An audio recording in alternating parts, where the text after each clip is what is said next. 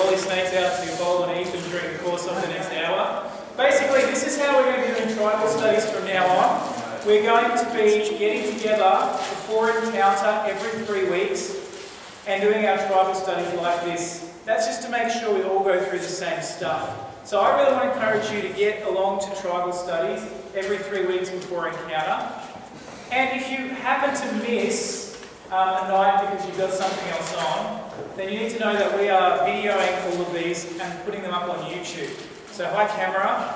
And so if you, for some reason, we want you to be here in person, but if for some reason you can't be here in person, then you can always grab the podcast later on YouTube. Okay? Okay. Tonight I'm going to introduce you to 2 people who you may or may not know. Lockie and Jimin are 2 of our new youth interns.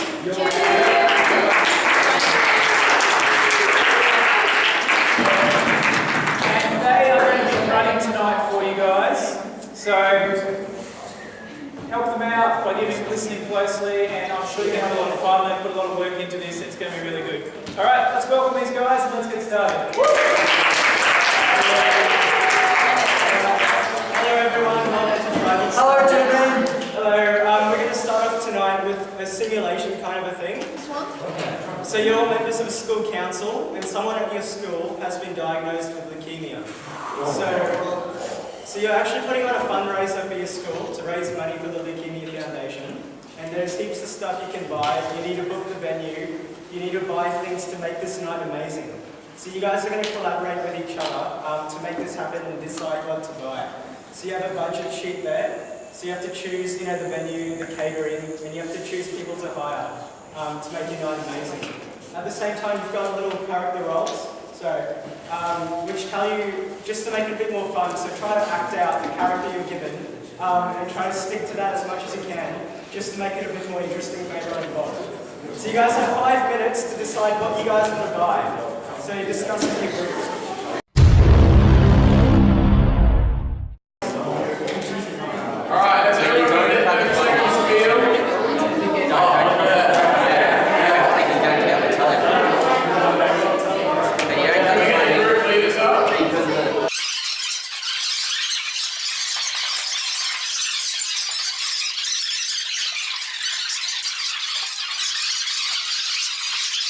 Okay guys, let's listen to what this Chris has to say. Say it all to everyone. No, to the teachers, Say it all.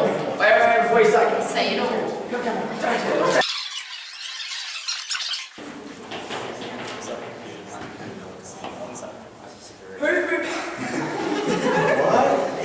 Boo-boo butt face. It is critical that you don't cut the funding due to previous reasons I stated. What? It was really important to me to boo-boo butt face that we get this funding. And I feel that the funding must not be covered.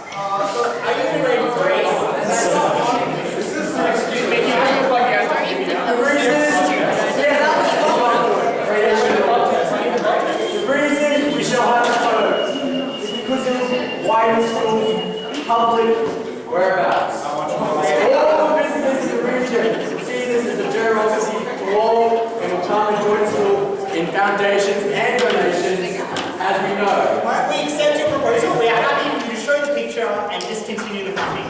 Thank you, Jessa.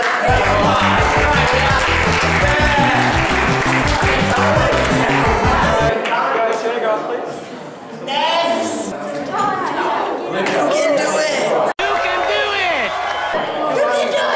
You can do it!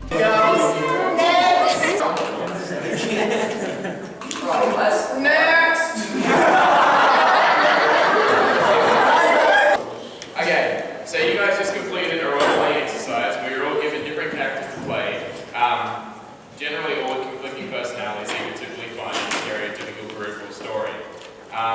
And then you're given the task to create a fundraiser for a student at your school.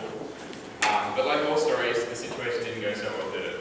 But with all your key factors pulling out, leaving you with very little options. However, the scenario did not just end there. You were then challenged to replan and restructure a 30-second spiel as to why your event shouldn't be given up on.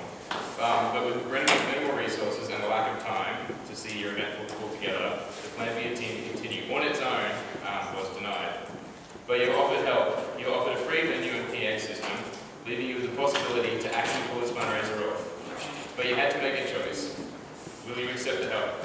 Make sacrifices along the way and come out at the other end with the fundraiser to help the student at your school? Or you could decline the offer, make no sacrifices, live comfortably and have no fundraiser for the student at your school with cancer. It was your choice. But it wasn't any old choice you had to make. You couldn't just become superheroes and fly away or decide you won the lotto and afford everything.